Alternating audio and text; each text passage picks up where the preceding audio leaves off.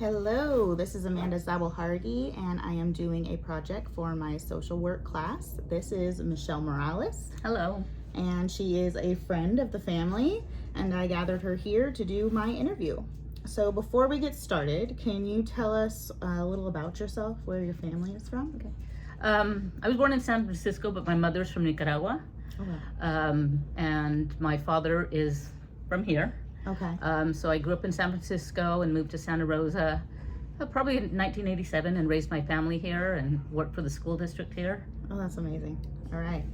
So my first question is, what is an aspect of your culture that you are proud of and or draw strength from?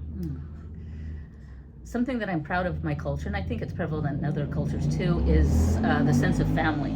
Yes. It has a real sense of family.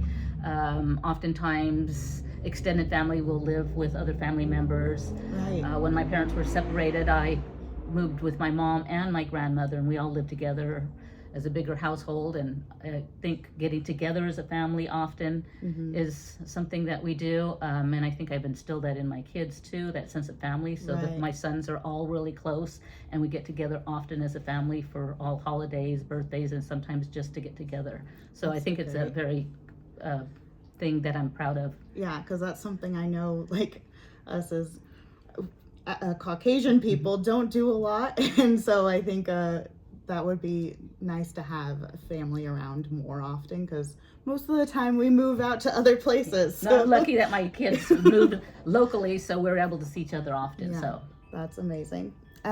So tell me about some traditions or celebrations your family participates in. okay, I do some of the traditional things that I learned when I was little now, but not all of them. I mean, when I lived in Mexico for a period of time, I did a lot of them, like posadas around Christmas time. Oh, yeah. And Dia de los Reyes is when the three kings supposedly bring the gifts to baby Jesus. So the tradition is on January 6th. The children put their shoes under the tree and get small gifts.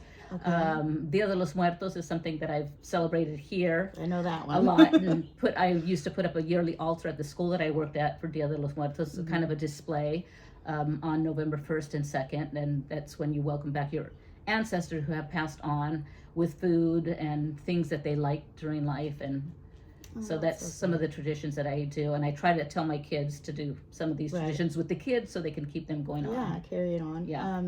What about the posada? What do you do with that? Oh, the posada is signifies the journey of Mary and Jesus looking for a place to stay and inn while they were traveling.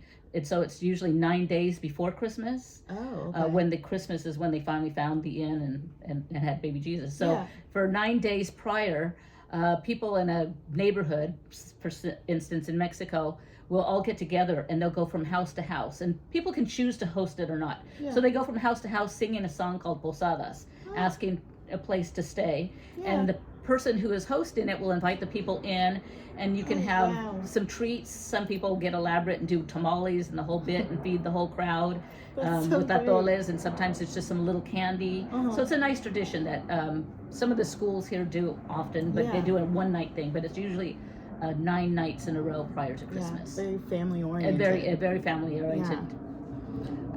Okay, so what are some common misconceptions about people from your culture? Oof. Right now, during this tenuous political time, there are a lot of misconceptions and bad things being said. But I think one that generally has always been around, which I think is a total misconception, is that Latinos are lazy. And it couldn't be further from the truth. I mean, they are Yeah. very hardworking people. I mean, Oh, they yes. come and within 2 weeks they have a job and work really hard. So I think aside from all the biases that are going on currently in the country, I think that's a misconception that's existed for a long time. Oh, no, I Saying totally people are agree. lazy, the people are lazy, and that's Yeah. not true. No, they do a lot for our Yes, country. they do. I mean, A lot of work that people from this country would not do. yeah. I completely agree. Okay, so what are the gender roles in your culture and how are they perceived? Okay, the gender roles from my culture traditionally have always been the traditional male is the head of the household, the Yeah. breadwinner, the woman is the one who stays home, take care of the house, take care of the children, and pretty staunchly it's so Right. like that in Mexico and some places still. But I see the tide turning nowadays with younger kids, Mhm. even from my culture. They don't have those hard, rigid, Right. traditional. The generations turned Yeah, the it. generations Yeah. turned it, and they do more of a sharing, and Mhm. the moms are out working, and the dads help with the Yeah. kids, and so I'm glad to see that's changing. But Mhm. prior, it's always been the Yeah, I think being traditional here in roles. America too is probably changed the dynamic. Yeah, it that helps too, because Mhm. it's probably more so still in Yeah. the other countries. Now, does your family follow that, or? Oh no. Yeah. I maybe my mom and dad to a certain extent, but it wasn't extreme. But I mean, I cut that Right. off right away. It's like when I was You're like, married and no. I first had my child, it was just like, go change diapers and you're going to do everything that I do. So Right. yeah. No, So. I like that. And my Okay. kids too, in their relationship Yeah, right now, they're a have lot. their Yeah, my equal. Yes, a it's balance. very equal. Okay. Have you ever felt excluded based on your gender or culture? I don't think I've felt excluded necessarily from anything, but I've felt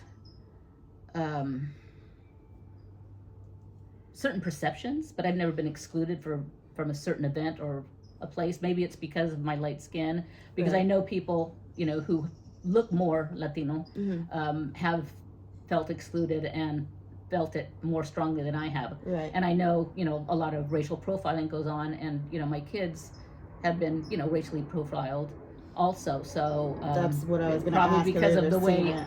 Mm-hmm. I look. I've not been racially profiled, but it's still prevalent Yeah, in businesses and stuff too. in businesses and things like that. So Okay. Yeah. Well, that's all I have for my interview. I thank you, Michelle, for sharing Thank with you. us. And that's it. Thank you.